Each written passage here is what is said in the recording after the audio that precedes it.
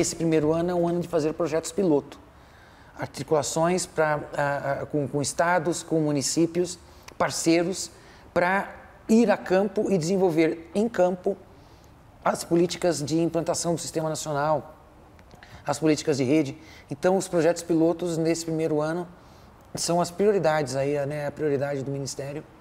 E a gente está buscando todas as áreas articularem com com o mesmo objetivo para construir uma política que seja compartilhada por todas as áreas, desde o rendimento até o esporte e lazer, passando pelo futebol, e é isso que a gente está fazendo nesse primeiro ano.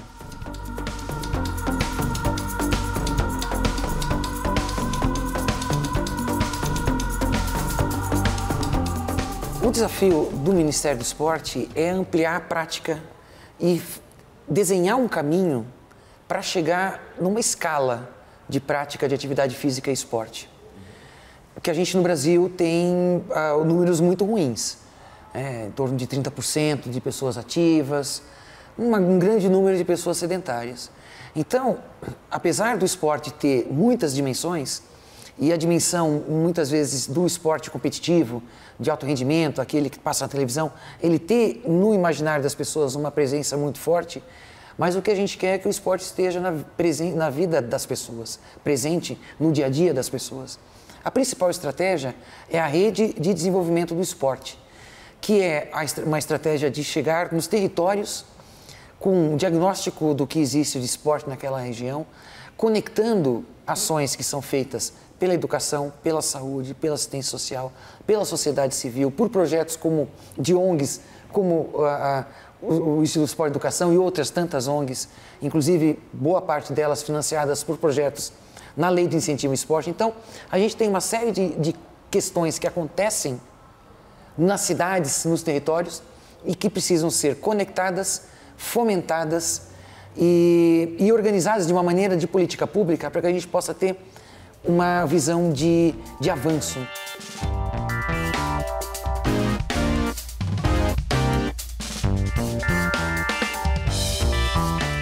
Esse ano 2023 se lida com o passado, né, em grande parte, e boa parte do orçamento do Ministério é relacionado direto com as emendas parlamentares. Então, existe essa vinculação e a condição de investimento direto do Ministério em suas políticas, ele é bem menor do que esse valor, né, colocado. Então, é realmente um cobertor curto e a gente tem que buscar parcerias e criar caminhos para que venham novos recursos para o esporte. Existem as duas coisas, existem as questões de marketing mais voltadas para a imagem de atletas e para o entretenimento e para a mídia, que está relacionado diretamente com o esporte de alto rendimento, mas também tem um entendimento de construção de país, de investimento nas suas comunidades, de responsabilidade social das empresas.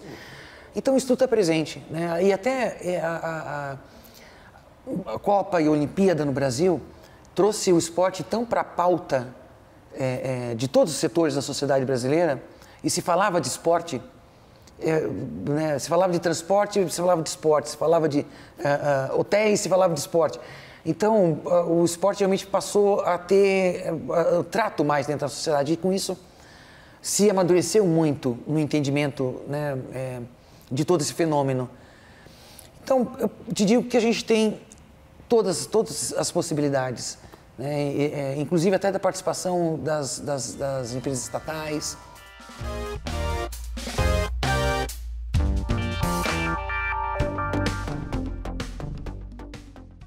Toda a disputa ideológica acaba reverberando negativamente na comunidade, porque tem toda se tem um número limitado de pessoas trans que estão no esporte de rendimento, você tem um número muito maior de pessoas que estão fora do esporte e que acabam sendo prejudicadas por disputas ideológicas, né, no campo até político, né? Dentro da ideologia política você tem esse tema, que é um campo de disputa, e que, na verdade, na prática, o sistema competitivo ele é regrado pelas federações internacionais. Cada modalidade define a sua política, né, dentro de uma orientação mais ampla, um guarda-chuva colocado pelo Comitê Olímpico Internacional. E são toda essa experiência baseada em experimentações científicas e parâmetros científicos, né? Nós acompanhamos isso. Por outro lado, você tem a questão social, que você tem que permitir o direito de participação e de respeito e de inclusão para a comunidade, né? Para as pessoas trans. Então é dessa maneira que esse governo lida, né? Respeitando as questões esportivas e respeitando as questões sociais.